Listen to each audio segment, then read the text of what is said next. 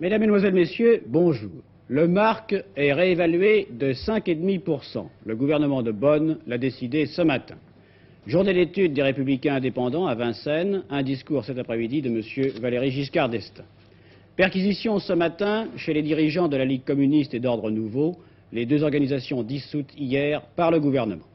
Un seul incident en Irlande pendant les élections, dont les résultats seront connus ce soir.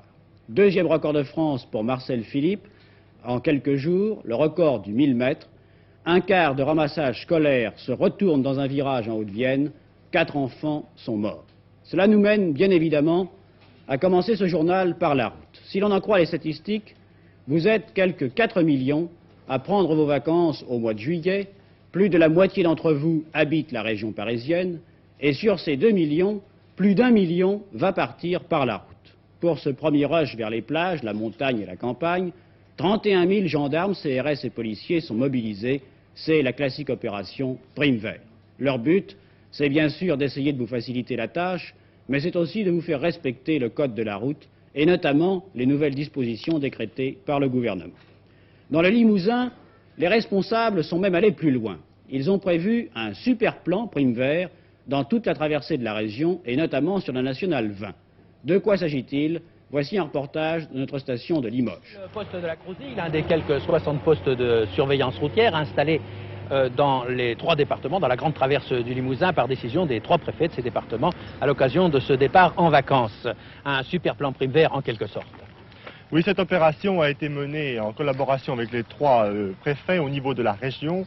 Son but est essentiellement d'accoutumer sur un itinéraire long et de fort passage, la RN20 sur 160 km, d'accoutumer l'automobiliste au respect des règles du code de la route. Encore une fois, ce n'est pas une opération répressive, c'est une opération de prévention qui doit permettre à l'automobiliste et lui prouver qu'il est possible, sur un long trajet et dans de bonnes conditions, de respecter les règles du code de la route et notamment les nouvelles mesures qui seront appliquées à partir de dimanche. Ce plan sera appliqué pour toutes les périodes de grande migration, c'est-à-dire début juillet, fin juillet, début août et fin août. Eh bien voilà, les automobilistes vacanciers seront bien protégés durant toute la traversée qu'ils feront du Limousin. De gros effectifs de gendarmerie, de police urbaine, de CRS étant répartis tout au long des nationales. Ceci, il faut le rappeler, pour une opération Super Prime Vert, opération unique sur tout le territoire national et opération non de substitution, mais de renforcement de l'habituel plan Prime Vert. Mais la discipline des conducteurs n'est pas tout. Il y a aussi l'état des routes. Vous constaterez que depuis l'année dernière, des efforts ont été faits, mais qu'il y a encore un certain nombre de points noirs et des bouchons inévitables où il vous faudra faire preuve de beaucoup de patience. Dans les communiqués de départ et de retour de vacances, un nom de ville revient souvent, c'est Vienne. Nous allons voir ce qui a été fait de ce côté-là. Déjà un premier carambolage sur cette autoroute de Vienne, un carambolage qui a bien sûr provoqué un bouchon de 4 à 5 km. Comme toutes les fois, la veille des vacances, des dispositions ont été prises pour essayer d'éviter ces encombrements. En particulier, les délestages à 8 km avant l'arrivée sur l'autopont, qui n'a pas encore été mis en sens unique, comme il le sera très certainement dans les heures qui viennent. Vienne reste un point noir pour tous les automobilistes qui parfois passent plus d'1 heure à traverser la ville. C'est également une source d'ennui pour les services de sécurité qui sont obligés de rester en alerte 24 heures sur 24. Les itinéraires de délestage prévus passent par Givors. Si vous devez prendre la route cette semaine, un conseil, suivez les itinéraires fléchés. Le temps joue aussi un grand rôle, bien sûr, dans la conduite automobile. Alors, Monsieur Météo, première question, qu'est-ce qui attend ceux qui vont partir cet été? Eh bien déjà, pour ceux qui partent dès aujourd'hui, vous le voyez sur la carte, c'est du beau temps, avec, sur toute la France, ce matin il faisait déjà 26 à Perpignan et 27 à Marseille. Cet après-midi, un petit risque d'orage tout de même sur les Alpes et sur la Corse. Un élément d'incertitude, surtout pour dimanche, ce sont ces zones de pluie qui vont peut-être donner des nuages au voisinage de la Manche. Enfin, pour demain samedi, sur toute la France, beau temps, avec des températures de 27 degrés dans le nord, 30 à 33 dans le midi. Et pour dimanche, alors, sans doute plus nuageux sur le nord-ouest, avec peut-être quelques pluies, une tendance orageuse le long de l'Atlantique et quelques orages locaux sur les Pyrénées, le beau temps restant sur la plus grande partie de la France. Voilà pour le week-end, mais alors naturellement une deuxième question se pose. Est-ce que l'on peut dire le temps qui attend ceux qui prennent leurs vacances au mois de juillet? Oui, vous savez, nos limites, là vous avez vu, à 48 heures déjà, on a un élément d'incertitude. Quelquefois, on peut donner le temps jusqu'à 5 jours, et puis c'est tout ce qu'on peut faire, et tout ce que vous voyez d'autres ailleurs, c'est du fakirisme. On n'est pas fakir à la Météo Nationale, ni à l'ORTF. Alors, même si le mois de juillet est normal, il part assez bien, vous l'avez vu, on peut fort bien avoir ou des orages, ça c'est tout à fait normal en été, et je le dis pour ceux qui font de la navigation de plaisance, des conditions de tempête qui se développent très rapidement du matin au soir par exemple, et qu'on n'est donc pas en état de vous prévoir la veille pour le lendemain. Alors je vous conseille, pour vous donc qui faites de la plaisance, d'écouter les bulletins de France Inter le matin, midi et le soir, qui vous donnent tous les renseignements à ce sujet.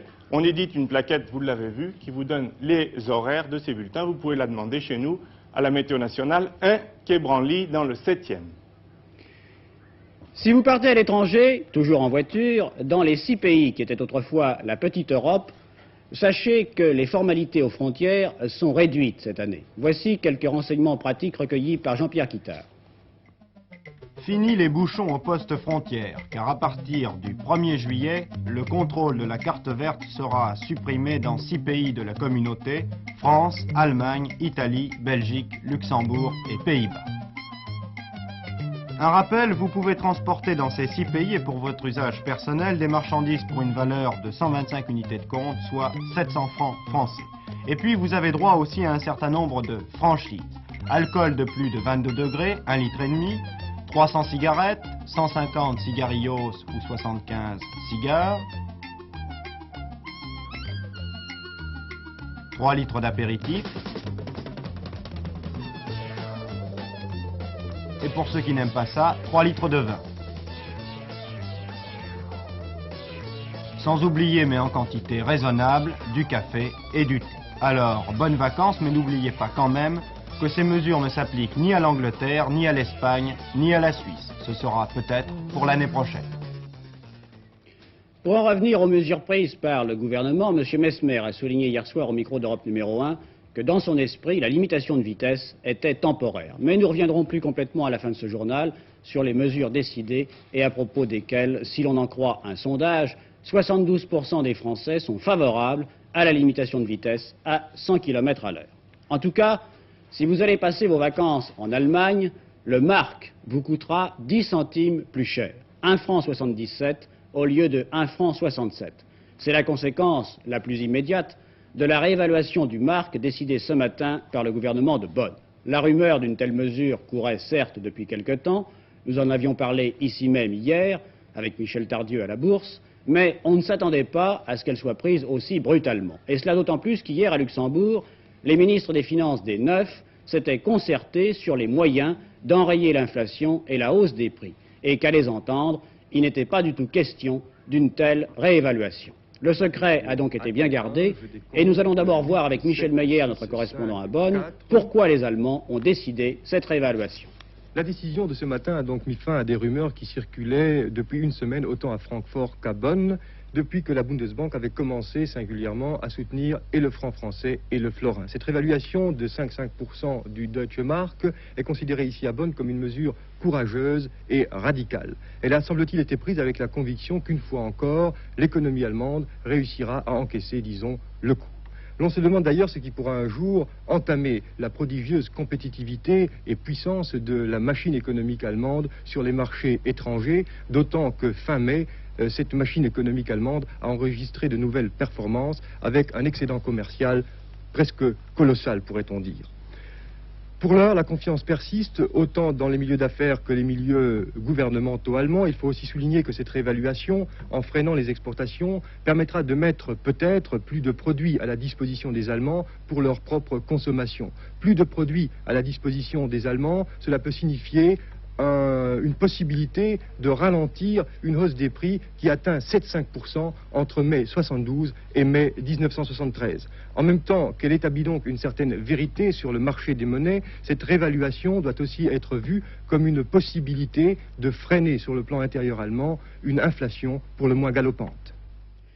Il s'agit de la 4e réévaluation du mark en 18 mois et l'on peut se demander déjà, Patrice Duhamel, quelles répercussions elle va avoir sur les autres monnaies et sur l'économie française en particulier.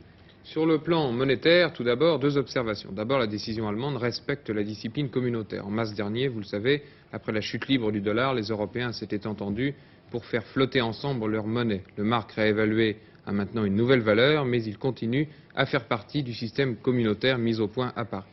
Deuxième observation, toujours sur le plan monétaire, cette réévaluation est le signe que, quoi que l'on fasse, le système monétaire est complètement caduque. Depuis 2 ans, on ne fait que recoller les morceaux, mais à la moindre flambée de spéculation, le système mis en place s'effondre comme un véritable château de cartes. C'est d'ailleurs ce qu'a indiqué ce matin M. Valéry Giscard d'Estaing dans une déclaration à la presse. Les désordres permanents constatés sur les marchés d'échange, les mouvements spéculatifs qui font passer en quelques semaines, sans aucun critère rationnel, une monnaie de sa valeur plancher à sa valeur plafond, a dit M. Giscard d'Estaing, démontrent le caractère irréaliste d'une réforme du système monétaire international fondée sur le flottement des monnaies. La leçon est éloquente, a ajouté M. Giscard d'Estaing. Il est grand temps qu'elle soit tirée. Sur le plan commercial, cette décision aura 2 conséquences. Des conséquences favorables d'abord pour le commerce extérieur de la France. Les produits français vendus en Allemagne vont coûter moins cher, seront donc plus compétitifs et c'est justement vers ce pays que les industriels français exportent le plus. Mais cette réévaluation, et c'est plus grave, aura également des conséquences sur les prix. L'Allemagne fédérale, certes, est notre premier client, elle est également notre premier fournisseur. Cette réévaluation va donc renchérir les produits que nous achetons outre-Rhin, à l'exception des produits agricoles dont nous venons d'apprendre qu'ils ne changeraient pas. Les automobiles ou les appareils photo allemands, par exemple, vont coûter 5,5% plus cher en France. Cela ne va pas faciliter, certes, la lutte menée contre la hausse des prix par M. Valéry Giscard d'Estaing. Hier, il a déjà annoncé qu'il prendrait de nouvelles mesures pour pallier l'accélération de l'inflation. Cette réévaluation du mark va sans doute obliger le ministre des Finances à accélérer ces mesures. On pense qu'il prendra des décisions sur la limitation du crédit et sur l'augmentation de certains impôts. L'économie française vit maintenant à l'heure internationale. Les pouvoirs publics ne peuvent donc assister sans réagir à une décision aussi importante que la réévaluation de la monnaie de notre premier partenaire commercial. Et naturellement, nous reviendrons sur ce sujet tout à l'heure pour voir quelles sont les premières réactions à la Bourse de Paris. Les députés français aussi s'apprêtent à partir en vacances. Hier soir, ils ont adopté à l'unanimité une proposition de loi qui permettra aux anciens combattants et aux prisonniers de guerre de bénéficier entre 60 et 65 ans de la pension de retraite qui, jusqu'à présent, n'était applicable qu'à partir de 65 ans. Aujourd'hui, à l'Assemblée, des questions d'actualité, mais les députés républicains indépendants, eux, seront surtout à Vincennes pour écouter le discours de politique générale que doit prononcer M. Giscard d'Estaing en conclusion des 2 journées d'études sur le thème « À la rencontre de la France ». Hier soir, les élus républicains indépendants se sont détendus. C'était la fête des libéraux sous le chapiteau du cirque Jean Richard. Dîner à la bonne franquette, spectacle avec de nombreuses vedettes et naturellement des numéros de cirque. Beaucoup de monde, un très long spectacle de plus de 4 heures pour cette fête de la liberté. Un spectacle dont je vous laisse regarder et écouter quelques extraits. Un spectacle où se croisaient le cirque, le music-hall et le cabaret.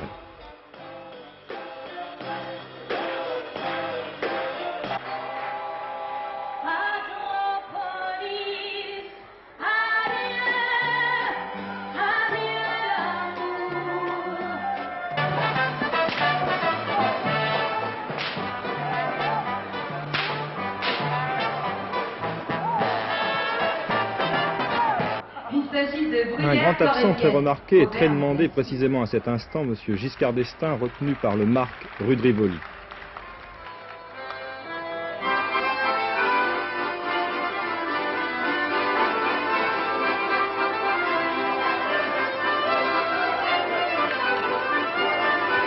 Vous savez que les gens de la majorité qui ont retrouvé leur pouvoir ont connu des heures, des semaines et des mois d'angoisse car ils se sentaient emportés par la bourrasque électorale et de temps en temps, il se répétait un mot que le général de Gaulle avait prononcé en 1967 à l'occasion d'autres élections déjà tumultueuses. Le général avait dit « il va y avoir de la tempête, que ceux qui sont sujets au mal de mer montent tout de suite dans les canons de sauvetage ».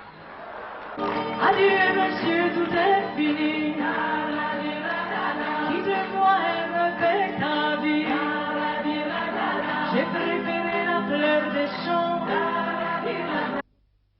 Pour en revenir aux choses sérieuses, ce matin à Vincennes, c'est M. Michel Poniatowski qui a pris la parole. Il a notamment insisté sur le rôle que doivent jouer les collectivités locales un rôle, a-t-il dit, qu'elles ne peuvent tenir que si leurs ressources sont suffisantes. Perquisition ce matin chez les dirigeants et un certain nombre de militants des deux organisations dissoutes hier par le gouvernement, la Ligue communiste et Ordre Nouveau. C'est la conséquence de l'information judiciaire ouverte après les échauffourées du 21 juin. Une soixantaine de perquisitions ont eu lieu, on n'en connaît pas encore les résultats. Pour les dirigeants de la Ligue communiste, comme pour ceux d'Ordre Nouveau, cette dissolution est injuste et sans portée véritable. En fait, que signifie exactement la dissolution d'une organisation politique? C'est ce que Jacques Hébert a demandé à Maître Lombard. Il s'agit en réalité d'une véritable mort civile. Autrement dit, les associations qui ont été frappées de la mesure en question ne peuvent plus avoir de siège social, elles ne peuvent plus participer à des manifestations officielles ou non sous leurs sigles, elles ne peuvent plus avoir de patrimoine et, bien entendu, toute activité politique leur est interdite. Sur leurs biens, la loi prévoit la mise sous séquestre et la liquidation de ces biens par l'administration. En outre, les insignes, les armes, les drapeaux, tout ce qui peut servir à la vie publique d'une organisation politique sont confisqués au terme même des dispositions de la loi. Nous parlons dissolution, mais on pense tout de suite à la reconstitution. Alors, qu'est-ce qui est prévu en cas de reconstitution? Est-ce qu'un mouvement dissous peut, le lendemain de sa dissolution, se reconstituer sous un autre nom avec la même organisation? La mort civique a ceci de différent avec la mort tout court, c'est qu'elle permet la résurrection. Il est certain que des associations dissoutes vont avoir une tendance naturelle à se reconstituer. Le législateur l'a prévu. Et il prescrit des peines pouvant aller jusqu'à 2 années d'emprisonnement dans le cas où des membres d'une ligue dissoute voudraient se reconstituer à nouveau. Est-ce qu'il n'y a pas de moyen de tourner cette loi? Ne comptez pas sur moi pour vous les indiquer, en tout cas. Ceci dit, les moyens, vous les comprenez facilement, c'est reconstituer au sein d'une ligue nouvelle avec un nom nouveau les anciens adhérents, mais attention, dans la mesure où ces ligues feraient cette sorte de processus qui leur vient naturellement à l'esprit, le législateur pourrait les poursuivre devant la Cour de sûreté de l'État. C'est dans moins d'une heure maintenant que le tribunal de commerce de Besançon rendra son jugement après le dépôt de bilan de la société LIP. Le président du tribunal, M. Picard, a déclaré ce matin qu'il attendait encore des informations et des éléments nouveaux. Peut-être s'agissait-il de connaître les intentions exactes du groupe financier britannique qui s'est proposé pour reprendre à son compte la gestion de la société. Les employés de la société, en tout cas, ont appris ce matin une bonne nouvelle. Les congés payés correspondant au salaire du mois de juillet et la prime de vacances leur seront versés normalement. 2 augmentations vont survenir au mois de juillet. D'abord, dès le 1er juillet, une augmentation du téléphone. La communication passera de 30 à 35 centimes. D'autre part, les loyers, en juillet aussi, vont augmenter de 6 à 17% selon les catégories de locaux. Ce volumineux dossier que vous avez sous les yeux, c'est le livre blanc publié hier par le gouvernement français au sujet des expériences nucléaires. C'est en 111 pages la justification des essais auxquels procède la France dans le Pacifique. Il y a d'abord des arguments d'ordre technique et scientifique. Par exemple, sur 392 essais nucléaires qui ont eu lieu jusqu'à présent dans l'espace, 30 seulement sont français. D'autre part, ces essais ont lieu très loin des régions habitées et leurs effets radioactifs peuvent être considérés comme négligeables. Le Comité des Nations Unies lui-même l'a constaté. Argument juridique ensuite, l'Australie et la Nouvelle-Zélande n'ont jamais contesté la légalité des expériences faites par les États-Unis et la Grande-Bretagne, et la Cour de justice de La Haye, qui a recommandé récemment à la France de mettre fin à ces essais, n'est pas compétente. En conclusion, le gouvernement français se demande si certaines campagnes actuelles contre ces expériences n'ont pas pour but de gêner la politique de défense de la France et réaffirme que son objectif principal reste la sécurité et l'indépendance du pays. Une bombe a explosé hier soir à Belfast dans la cour d'une école où était installé un bureau de vote. Il n'y a pas eu de victimes. Cet attentat est le seul incident signalé au cours de cette journée électorale. On connaîtra les résultats du scrutin dans la soirée. Complot déjoué en Côte d'Ivoire, 12 officiers ont été arrêtés. Ils projetaient de renverser par la force le régime du président Houphouët-Boigny. Je vous l'ai dit au début de ce journal, un tragique accident s'est produit hier en Haute-Vienne à la veille de la fin de l'année scolaire. Un car qui ramenait chez eux un certain nombre d'écoliers s'est retourné dans un virage et 4 enfants ont été tués. on a constaté que 3 des 4 pneus du véhicule étaient très usagés. Fini, l'esprit était aux vacances. Le car de ramassage scolaire venait de quitter Nantia lorsque soudain ce fut le drame. Pour une raison que les enquêteurs s'efforcent de déterminer, le car se retourne dans un fossé. 4 enfants vont périr étouffés dans l'enchevêtrement des tôles. Il y aura une quinzaine de blessés, dont 2 gravement atteints. 2 rescapés nous racontent ce qui s'est passé.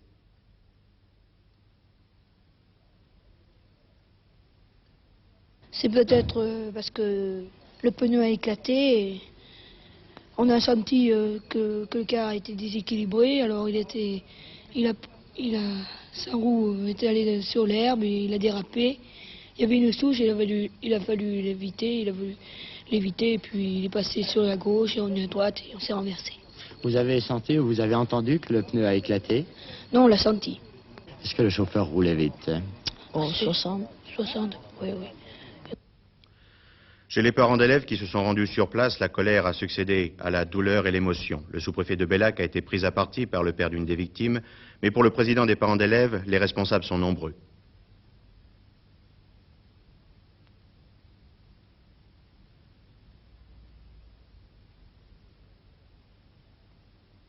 Beaucoup de personnes. Oh, cela, évidemment, l'entreprise en premier lieu, c'est certain. Pourquoi?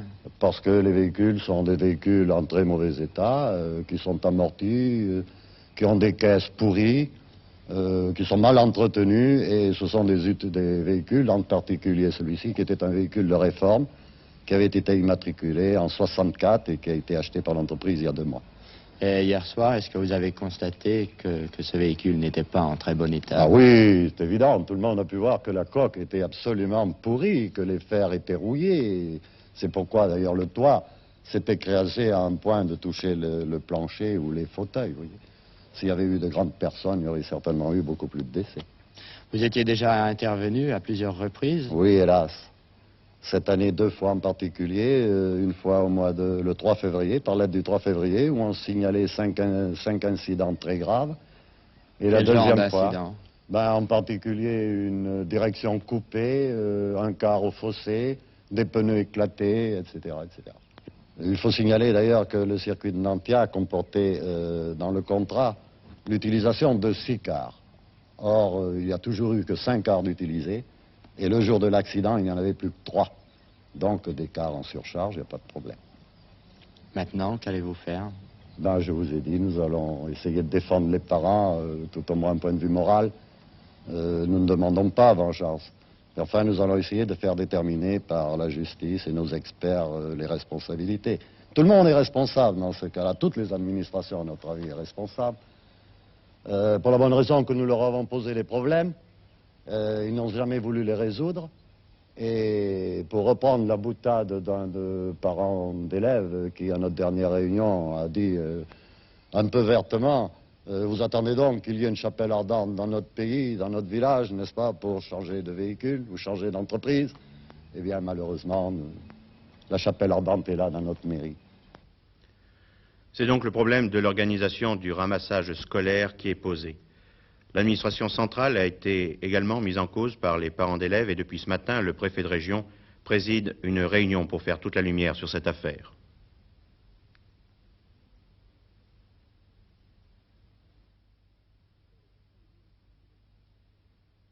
Au cours de cette réunion présidée par le préfet dont nous venons de parler, il a été constaté notamment que la société à laquelle appartenait ce camion n'avait absolument pas le droit d'effectuer des transports publics. D'autre part, le parquet a ouvert une information judiciaire contre le chauffeur et contre toute autre personne qui pourrait être impliquée dans cet accident. Décidément, en athlétisme, les records tombent les uns après les autres. Il ne s'est agi hier soir au stade Jean-Bouin que d'un record de France, mais c'est le 2e battu par Marcel Philippe en quelques jours. Après le 800 mètres, Marcel Philippe a nettement battu le record de France du 1000 mètres de Vadou, 2 minutes 17 secondes contre 2 minutes 18 secondes 6 dixièmes. Le kilomètre n'est pas une distance olympique. Il n'est pas non plus une distance classique. Pourtant, les recordmen du kilomètre ont laissé des traces. Ladoumègue, Enseigne, Jazzy. Mais ils étaient aussi de bons coureurs du 1500 mètres et les clients pour le 1000 sont finalement assez peu nombreux. Ce qui fait que le record actuel n'est pas à la hauteur de la distance. Il est probable que les 2 minutes 17 secondes de Marcel Philippe deviendront très vite des 2 minutes 15 et puis même peut-être en dessous.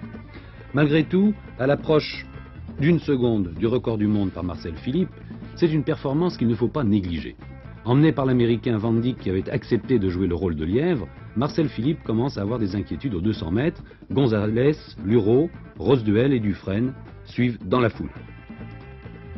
Van Dyck décide alors d'accélérer et passe en 54 aux 400 mètres. Aux 600 mètres, il est à 1,21,5, soit nettement en avance sur les temps de Vadou. Marcel Philippe décide de prendre la direction de la course aux 600 mètres et de filer tout droit, tout seul, en direction de son deuxième record de France.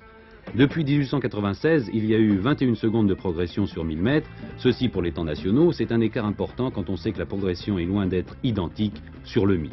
Marcel Philippe passe la ligne en 2,17, soit bien mieux que l'ancien record de Vadou.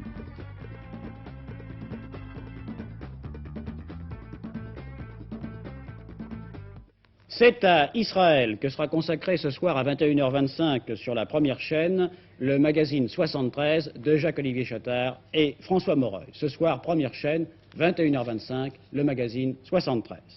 Comme je vous l'ai dit tout à l'heure, nous allons maintenant revenir sur les problèmes de la route. Si le style administratif ne vous rebute pas trop, vous pourrez trouver aujourd'hui à la page 6966 du journal officiel de ce matin le texte du décret qui modifie et complète le code de la route. Il s'agit du décret numéro 73-561. Il énumère toutes les mesures prises par le gouvernement, il y en a 3 pages, en ce qui concerne la sécurité sur les routes. Exemple à l'appui, Jacques Poux va nous rappeler maintenant les principales mesures, notamment bien sûr la limitation de vitesse à 100 à l'heure et le port obligatoire du casque pour les motocyclistes.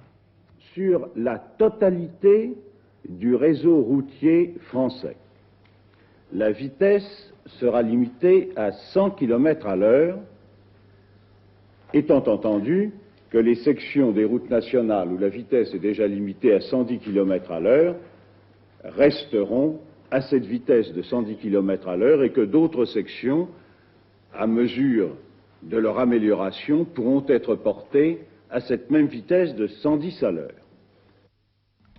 Avant que vous ne preniez la route, avec votre ceinture de sécurité obligatoirement bouclée à partir de dimanche, voici une illustration de ce qu'il ne faut pas faire et des sanctions qui vous guettent désormais.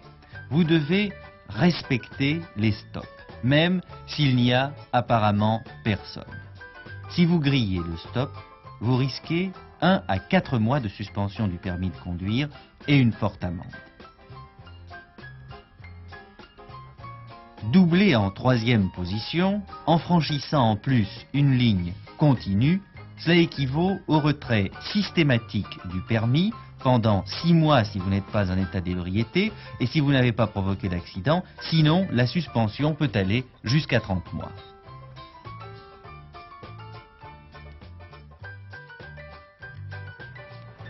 Le franchissement d'un feu rouge ou le refus d'obtempérer aux sommations d'un gendarme ou d'un policier, suspension du permis de 1 à 20 mois plus l'amende. Monsieur sur le trottoir, s'il vous plaît. N'oubliez pas que les routes sans panneaux sont toutes limitées à 100. Levez le pied si votre aiguille a tendance à s'orienter vers la droite.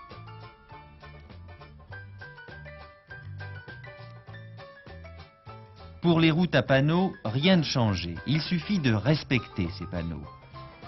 Les gendarmes et les CRS seront d'ailleurs très nombreux sur les routes pour les grands départs et ils auront leur radar. Les excès de vitesse peuvent provoquer le retrait du permis pour 4 mois. Sur les routes limitées à 100, beaucoup d'automobilistes ne savent pas comment ils doivent se comporter pour dépasser un véhicule roulant à 90 km à l'heure, un camion par exemple. S'il dépasse le 100, risque-t-il d'être en infraction? Une certaine tolérance sera admise lorsqu'il s'agira de dépasser des véhicules isolés roulant en dessous de la vitesse limite. Bien entendu, il ne faut pas que cette tolérance donne lieu à des abus, c'est-à-dire qu'on en profite pour doubler des files continues de véhicules ou des véhicules qui roulent déjà à la vitesse de 100 km/h. Mais cette mesure de tolérance devrait faciliter les choses. On pourra rouler à combien de temps à plus de 100 km à l'heure? Le temps de doubler le véhicule et de se rabattre, c'est-à-dire quelque chose d'assez bref, pour faciliter la fluidité et la sécurité du trafic.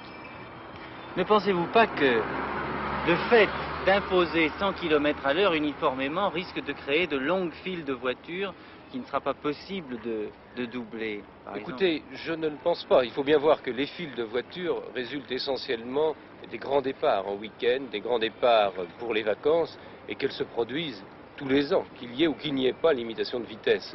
Je crois au contraire que la mesure de tolérance qui a été admise pour le dépassement devrait éviter ces longues files que l'on craint et qui ne sont pas en fait une conséquence de la limitation de vitesse.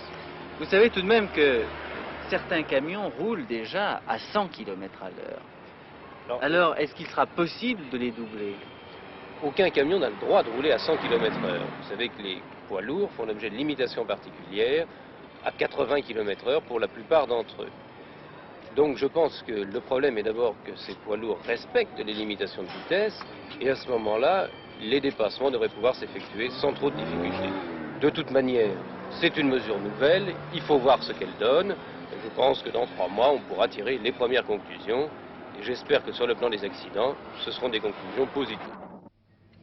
La bourse enfin, un seul sujet de conversation bien sûr autour de la corbeille, la réévaluation du marque. Qu'en pense-t-on, Gérard Vidalange? Claude Guillaumin, eh bien c'est d'abord la confusion sur le marché des changes. Ce matin à la bourse de Paris, il y a plusieurs cotations du dollar. Le dollar, loin de se raffermir, s'est affaibli. 4 francs 14 contre 4 francs 16. Ensuite, bien entendu, la faiblesse du dollar fait toujours la fortune de l'or. L'or a monté aujourd'hui. Comme on l'a dit, les sociétés françaises sont stimulées par cette revalorisation du marque, qui est la 6e depuis 71. Et les exportateurs français, évidemment, vont bénéficier de marchés plus faciles en Allemagne. Et puis enfin, les valeurs allemandes, les grandes entreprises allemandes ont baissé, et c'est une conséquence logique, et cette baisse est de l'ordre de 1 à 3% sur les valeurs allemandes. Vous voyez qu'il y a des coupons qui sont détachés en assez grand nombre ce matin à la Bourse de Paris. En effet, c'est la période où les grandes sociétés mettent en paiement leurs dividendes. Coupons par exemple de 12 francs sur Viniprix. Quoi qu'il en soit, les valeurs françaises sont assez résistantes. Il y a tout de même la grande inconnue. On attend les décisions du ministre de l'économie et des finances concernant de nouvelles restrictions en ce qui concerne le crédit. Et puis alors toujours sur le marché des changes, on parlait maintenant d'une revalorisation du yen après celle du dollar. Matériel électrique, qui est un secteur où il y a des exportateurs très puissants comme Moulinex et la radiotechnique, et bien vous voyez que ces valeurs ont monté ce matin. Voici les cours de l'or, 16 525, c'est un cours en hausse, de même pour le Napoléon qui est à 119 francs 90. Et puis la rente Pinet qui est indexée sur le Napoléon est également à son cours record, 282 francs 90, 80 maintenant, on a même inscrit un cours de 283 francs contre 278 francs 90 hier. Voilà pour les conséquences donc pour la Bourse de Paris. Encore un tableau de cours. À vous, Claude Guillaumin. Eh bien, il me reste à souhaiter de bonnes vacances et surtout bonne route à tous ceux qui partent aujourd'hui et à vous remercier de nous avoir prêté attention. Au revoir.